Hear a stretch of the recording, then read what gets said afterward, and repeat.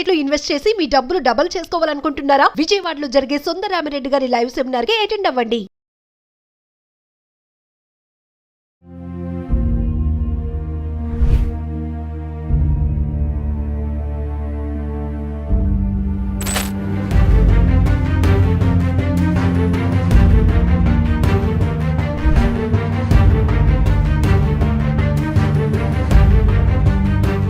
నమస్తే, welcome to Suman TV. ప్రస్తుతం మనతో పాటు ఉన్నారు ప్రముఖ వైద్యులు డాక్టర్ ప్రభుకుమార్ గారు. మరి ఈరోజు సైఫ్ అలీ ఖాన్ పెద్ద ప్రమాదం నుంచి బయటపడ్డారని చెప్పుకోవాలి. చూసుకుంటే మరి 6 కత్తిపోట్లు, ముఖ్యంగా 2 అయితే పెద్ద ఊన్స్ అని అనుకోవాలి. ఫ్రంట్ నుంచి చూసుకుంటే నెక్ మీద, వెనక నుంచి చూసుకుంటే వెన్నుముక్క. మరి ఈ 2 కూడా డేంజరస్ స్పాట్స్ అంటాం కదా. మరి దీని మీద సమాచారం అందించడానికి మనతో పాటు ఉన్నారు ప్రభుకుమార్ గారు. సార్తో మాట్లాడదాము, మరి డీటెయిల్స్ కనుక్కుందాం ఒకసారి. నమస్తే అండి. నమస్కారం. ప్రభుకుమార్ గారు, మీకు న్యూస్ అయితే తెలుసు, మరి అవుట్ ఆఫ్ డేంజర్ అంటున్నారు సైఫ్ అలీ ఖాన్. అంటే డేంజరస్ స్పాట్స్ అంటారు కదా, నెక్ అండ్ వెన్నుముక్క అనేది. మరి కత్తిని అయితే తొలగించారు, 2.5 అంగుళాల కత్తి మొనను అంట. అంటే ఫ్యూచర్లో ఏమైనా ప్రాబ్లమ్స్ ఉంటాయా? జనరల్గా ఇప్పుడు ఉన్నటువంటి సమస్య మెడలో కత్తి దిగటం. మెడలో కత్తి దిగింది అంటే ఎటువంటి పార్ట్స్ లోపల డ్యామేజ్ అయినాయి. ఇప్పుడు మెడ చుట్టుపక్కల ప్రధానమైనటువంటి రక్తనాళాలు వెళ్తూ ఉంటాయి. బ్రెయిన్కి సంబంధించిన క్యారోటిడ్ ఆర్టరీ అంటాం.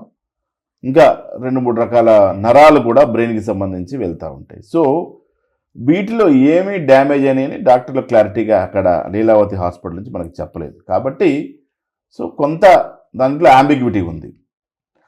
అంటే ప్రజలు భయాందోళన చెందకుండా ఉండటానికి, లేదు ఆయన ఫ్యాన్స్ కానీ అలర్జీగా ఉండటానికి ఒక రకంగా చెప్పొచ్చు, బాగానే ఉన్నారు, ప్రాబ్లమ్స్ లేవు.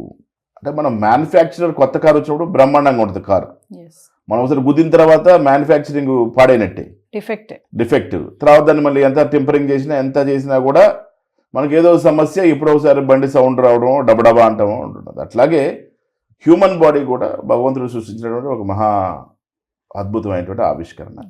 ఈ అద్భుతమైనటువంటి ఆవిష్కరణలో ఒకసారి మనకు డ్యామేజ్ అయితే, ఆ పార్ట్స్ డ్యామేజ్ అయితే ఏ పార్ట్స్ డ్యామేజ్ అయినాయో దాన్ని బట్టి మనం ఆలోచించుకోవాలి. ప్రధానంగా మనం కనుక జనరల్ స్టడీ తీసుకుంటే, ఒక మెడ పార్ట్ డ్యామేజ్ అయితే మెడకు సంబంధించినటువంటి, ఇప్పుడు మనకి ఫొరామెన్ మ్యాగ్నమ్ అని ఉంటుంది మెడకాయ, తలకాయ స్కల్లో నుంచి నరాలన్నీ కూడా వైర్లు లాగా మెడ నుంచి మెడలోకి వస్తాయి. అక్కడ నుంచి స్ట్రైట్ కింద శరీరం అంతటికి. అంటే బ్రెయిన్లో ఉన్నటువంటి ప్రసారానికి సంబంధించిన విషయాలన్నీ కూడా, బ్రెయిన్లో ఉండేటువంటి విషయాలన్నీ కూడా మొత్తం కలిసి ఒక బంచ్ ఆఫ్, ఒక గుత్తిలాగా వైర్లన్నీ ఒక దాంట్లోంచి బయటకు వస్తే ఎలా ఉంటాయో, ఒక ట్యూబ్ లాంటిలోంచి వైర్లన్నీ బయటకు వస్తే ఎలా ఉంటాయో, అట్లాగా ఫొరామెన్ మ్యాగ్నమ్ నుంచి వైర్లన్నీ బయటకు అట్లా వస్తాయి అన్నమాట. అవన్నీ శరీరం అంతా పాకుతాయి. సో దీనికి మెయిన్ ఏంటంటే స్పైనల్ కార్డ్. అంటే మన బ్రెయిన్ నుంచి వచ్చేటువంటి నర్వ్స్ అన్ని కూడా స్పైనల్ కార్డ్ ద్వారా శరీరం అంతా వ్యాప్తి చెందుతాయి. సో ఇక్కడ నరాలు డ్యామేజ్ అయినాయా, రక్తనాళాలు వేరు, నరాలు వేరు. చాలా మంది నరంలోకి ఎక్కిస్తే రక్తం, మీకు నరం ఆ కాలు చేయి పడిపోతాయి, నర్వ్లోకి ఎక్కించరు. చాలా మంది వాడుక భాషలో నాకు నరాల్లోకి రక్తం ఎక్కించారంటే నరాల్లోకి ఇంజక్షన్ ఎక్కించారని అంటారు. నరాల్లోకి ఎక్కడం కాదు, అది రక్తనాళాలు, సిరలు, దమన్లు, వీన్స్ అండ్ ఆర్టరీస్ ఉంటాయి. ఆర్టరీస్ ఏమో రక్తాన్ని, ప్యూర్ బ్లడ్ని తీసుకెళ్తాయి, ఆక్సిజనేటెడ్ బ్లడ్ తీసుకెళ్తాయి. వీన్స్ ఏమో non oxygenated blood, deoxygenated blood తీసుకెళ్తాయి. అది హార్ట్కి తీసుకెళ్ళి ప్యూరిఫై చేసుకుంటాయి. సో నరాలకు గుచ్చితే ఆ ఏరియాలో స్పర్శ కోల్పోతుంది. అంటే నరాలు డ్యామేజ్ అయినాయి అనుకోండి, శరీరంలో ఏ పార్ట్స్ పడిపోవటము, పార్ట్స్ వీక్ అవ్వటము, లేదా అంటే ఇప్పుడు మనకు ప్రస్ఫుటంగా తెలియాల్సిన విషయం ఏంటి, క్లారిటీ తెలియాల్సింది, సైఫ్ అలీ ఖాన్కి మెడలో గుచ్చుకున్న కత్తి రక్తనాళాలని డ్యామేజ్ చేసిందా, కండరాలని అంటే మజిల్స్ని డ్యామేజ్ చేసిందా, లేదా నరాలని, నర్వ్స్ని డ్యామేజ్ చేసిందా.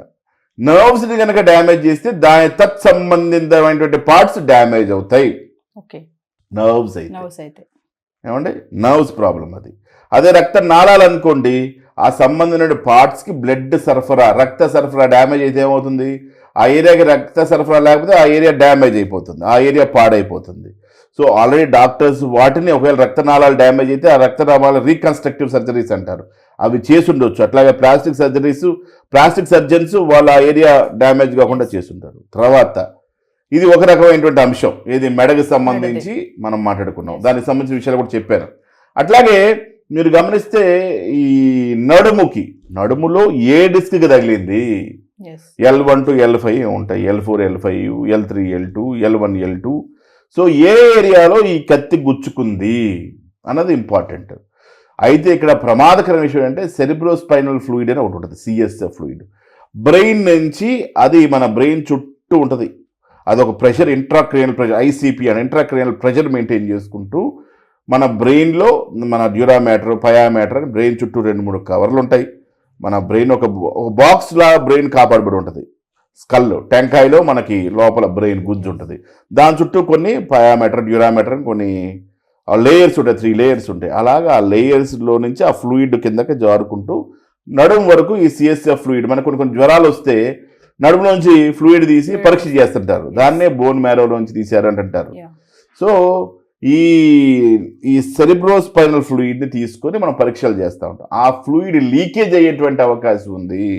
ఈ ఫ్లూయిడ్ కనుక లీకేజ్ అవ్వడం స్టార్ట్ అయిందంటే పేషెంట్కి కళ్ళు తిరగటము, గిడ్డినెస్, విపరీతమైన గిడ్డినెస్ ఉండటం, ఈ విధమైనటువంటి సమస్యలు. తర్వాత బ్లడ్ ప్రెషర్ తగ్గిపోవటం. ప్రెషర్ మనకు 120/80 బ్లడ్ ప్రెషర్ ఉండాలి. ఈ బ్లడ్ ప్రెషర్ తగ్గిపోవడం వల్ల వెంటనే కళ్ళు తిరిగి కింద పడటం, వెనక్కి పడటం, ముందుకు పడటం, ఇలాగ పడేటువంటి అవకాశాలు. బ్లడ్ ప్రెషరు, గిడ్డినెస్, గల్లు గిర్రం తిరిగేటువంటి అవకాశం. తర్వాత ఇటు పక్క నుంచి గనక ఏదైనా నరాలు గనక వెళ్తుంటే, ఇందాక మెడకలాగే నరాలు ఏవైతే నరాలు ఉంటాయో నర్వ్స్ డ్యామేజ్ గనక అయితే అక్కడ పారస్థీషియా అంటే ఏంటి, ఎనస్థీషియాలా ఉంటాం ఆ ఏరియాలో. ఈ స్పర్శ లేకపోవడం, నమ్మనెస్ అంటారు, నాకు ఇక్కడ స్పర్శ తెలియట్లేదు ఏంటంటే తిమ్మిరిగా, లేకపోతే స్పర్శ లేకపోవటం.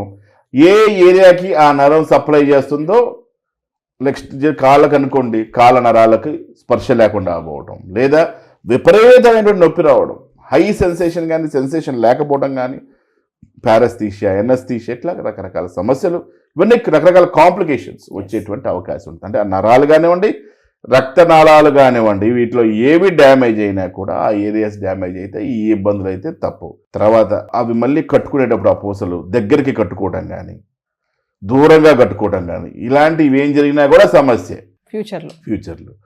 సో అవి అటాచ్ అవడంలో ప్రాబ్లమ్స్ వచ్చేటువంటి అవకాశం ఉంటుంది. కాబట్టి ఈ 2 అటాచ్ అవడంలో, అతుక్కోవడంలో, బోన్ జనరల్గా అతుక్కుంటుంటాయి. వాటికి కావాల్సినటువంటి ఫ్లూయిడ్ తోటి చక్కగా అతుక్కుంటే సరే, కరెక్ట్గా అతుక్కోలేదనుకోండి, ఒకదాన్ని కూడా రాపిడి, నొప్పి, తీవ్రమైనటువంటి నొప్పి ఉండేటువంటి అవకాశం. నెక్స్ట్ ఫర్దర్ కాంప్లికేషన్ పెయిన్, నడువు నొప్పి, కూర్చుంటే నొప్పి, నించుంటే నొప్పి, పని చేస్తుంటే నొప్పి. ఇంక ఇది చాలదు. పక్కలో బల్లెన్లాగా 24 గంటలు నొప్పి వస్తుంటే ఏం పని చేసుకుంటారు? అందులో వీళ్ళ లైఫ్ ముఖ్యంగా ఈ సినీ నటులకి డాన్సింగ్, యాక్టింగ్, రన్నింగ్, జంపింగ్ ఇవన్నీ అవసరం. మరి ఇలాంటివన్నీ కొంచెం డ్యామేజ్ అయ్యేటువంటి అవకాశం ఉంటుంది. అంటే లిమిటెడ్ మూమెంట్స్ అవుతాయా? అయ్యే అవకాశాలే. అంటే ఇవన్నీ కూడా మళ్ళీ పేషెంట్ రికవరీ అయిన తర్వాత ఒక 10-15 రోజులు రికవరీ అవుతారు పేషెంట్. సర్జరీస్ వీటన్నిటి నుంచి రికవరీ అయిన తర్వాత ఒక 1 వీక్, 15 డేస్ లేదా 1 మంత్ తర్వాత అసెస్మెంట్ చేసిన తర్వాత ఏమేమి డ్యామేజ్ అయినాయో చూసుకున్న తర్వాత అప్పుడు ఫిజియోథెరపీ లాంటివి చేయటం, వాళ్ళకి రెగ్యులర్గా వాటిని మళ్ళీ నార్మల్గా రొటీన్ లైఫ్లోకి రావడానికి కావాల్సినటువంటి అన్నీ చేసుకోవడానికి అవకాశం ఉంది. అయితే ప్రమాదకరమైన విషయం ఏంటంటే ప్రధానమైనటువంటి నర్వ్స్ కనుక డ్యామేజ్ అయితే అవి లైఫ్ లాంగ్ కాంప్లికేషన్. నేను చెప్పాడు కొత్త కారు లాగా, ఒకసారి కారు డ్యామేజ్ అయితే ఎట్లా రిపీటెడ్గా మనకి డిఫెక్ట్స్ వస్తాయి, అవి కంటిన్యూ అయ్యేటువంటి అవకాశం కూడా లేకపోలేదు. సో ఈ ప్రాబ్లమ్స్ అయితే ఉంటాయి. ఇందాక మీరు ఫ్లూయిడ్స్ అన్నారు కదా సార్, ఆ వెన్నుముక్కలో అయితే కత్తి తీసేశారు మొన్నను, కొంచెం ఫ్లూయిడ్ లాగా వస్తుంది అని చెప్పేసి డాక్టర్స్ చెప్పడం అయితే జరిగింది రిపోర్ట్లో. అంటే ఫ్లూయిడ్ రావడం వల్ల సమస్యలు ఏమైనా ఉంటాయి? దాన్నే సెరిబ్రోస్పైనల్ ఫ్లూయిడ్ అంటారు, సిఎస్ఎఫ్ ఫ్లూయిడ్. ఈ ఫ్లూయిడ్ రావడం వల్ల గిడ్డినెస్, కళ్ళు తిరగటం, తర్వాత ఈ ఫ్లూయిడ్ పోవడం వల్ల బ్లడ్ ప్రెషర్ తగ్గటం, ప్రెషర్ తగ్గి పడిపోవడం కిందకి, ఇట్లాంటి ప్రమాదకరమైనటువంటి అంశాలు ఉండేటువంటి అవకాశం ఉంటుంది. ఈ ఫ్లూయిడ్స్ని బాగా ప్రెషర్గా ఆపేస్తారు, మంచి ప్రెషర్ పెట్టి నడుము మీద ఆపేటువంటి అవకాశం ఉంటుంది. డాక్టర్స్ తెలిసే విధంగా ప్రెషర్ బ్యాండేజెస్ వేయటం, ఆ ప్రెషర్ బ్యాండేజెస్ వేయటం ద్వారా ఆ తర్వాత అది పూడిపోవడం జరుగుతూ ఉంటుంది. సార్ డాక్టర్ అంటే 2 స్పాట్స్ డేంజరస్ స్పాట్స్ అంటారు కదా, నెక్ది, వెన్నుముక్కది, అంటే అక్కడ పొడిచాడు అంటే పొడిచినోడు ఎక్స్పర్ట్ అనుకోవచ్చు అంటారా? అంటే ఇప్పుడు ఇవి ముఖ్యమైనటువంటి అంశాలు. ఇతన్ని ఏం డ్యామేజ్ చేయాలనుకుంటున్నాడో అతన్ని డ్యామేజ్ చేశాడు. ఇప్పుడు ఇతని లైవ్లీహుడ్ ఏంటి, బ్రెడ్ విన్నింగ్ ఏంటి, ఇతనికి ఆహారం పెట్టేది ఏంటి, యాక్టింగ్. అంటే అతను చంపాలనుకున్న అతను లేదా డ్యామేజ్ చేయాలనుకున్న వ్యక్తి టార్గెట్ ఏంటి, ఈయన యాక్టింగ్ని దెబ్బతీస్తానికి ట్రై చేస్తున్నాడు అని అర్థమవుతుంది.